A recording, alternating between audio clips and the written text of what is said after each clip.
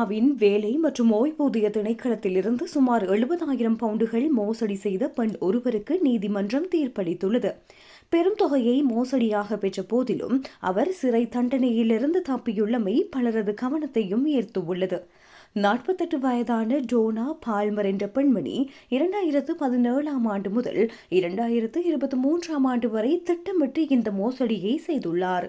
Employment and support allowance 26,780 pound, housing benefit 42,184 pound, universal credit 1,464 pound என மொத்தமாக 70,430 bound பணத்தை அரசாங்கத்திடமிருந்து சட்டவிரோதமாக பெற்றுள்ளார்.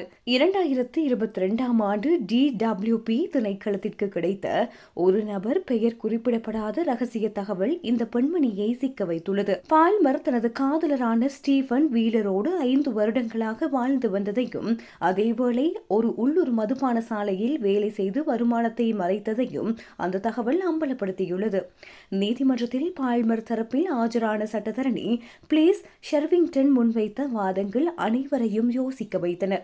பால்மர் கடும் மனநல பாதிப்புகளுக்கு உள்ளாகியிருப்பவர். பதற்றம், மனச்சோர்வு மற்றும் இருமுனை கோளாறு ஆகியவற்றால் பாதிக்கப்பட்டு தினமும் 8 வகையான மருந்துகளை உட்கொள்கிறார். அவர் ஒரு விசேட தேவையுடையோர் பாடசாலையில் பயின்றவர் என்பதால் பண விவகாரங்களை சரியாக கையாள தெரியவில்லை.